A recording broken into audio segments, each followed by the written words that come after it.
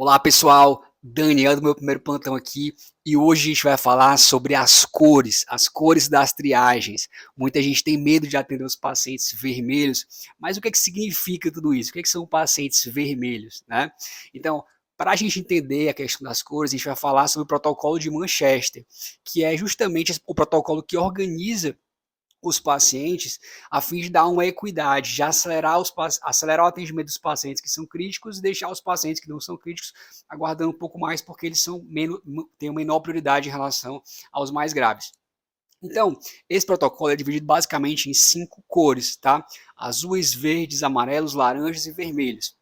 Os pacientes azuis, né, que são os primeiros, são pacientes que, em tese, não têm nenhum risco de complicação, são pacientes de posto de saúde, na maioria das vezes, tanto ele quanto os verdes, tá? Mas os pacientes azuis, eles, em tese, podem esperar até 240 minutos, ou seja, 4 horas. Enquanto que os pacientes verdes, que também compartilham ali dos mesmos sintomas, das mesmas doenças, né? Mas normalmente são doenças mesmo, às vezes podem até ser casos burocráticos, pacientes indo na emergência tentando conseguir algum laudo, alguma coisa nesse sentido, algum encaminhamento, né? Renovação de receita.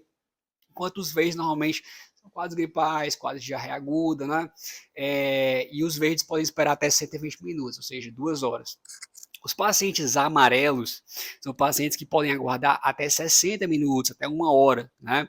Então são pacientes às vezes que são verdes, mas estão com febre, né? Que são verdes, mas estão passando mal, sentindo algum desconforto, tá? E por aí vai.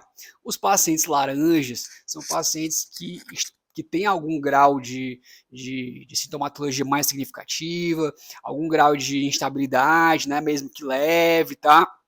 E esses pacientes, eles têm um risco de declínio, de piora nos próximos minutos, nas próximas horas, e por isso eles são colocados com essa possibilidade de espera de até 10 minutos. E os pacientes vermelhos, né, que é o terror de todo recém-formado, tá? São os pacientes que precisam de atendimento imediato, porque eles são uma emergência, eles configuram uma emergência. Eles precisam de uma intervenção para tirar eles daquele quadro, tá? Então aqui a gente está falando de PCR, a gente está falando de AVC na janela, a gente está falando aqui de um infarto sintomático que foi evidente até para o pessoal da triagem, tá?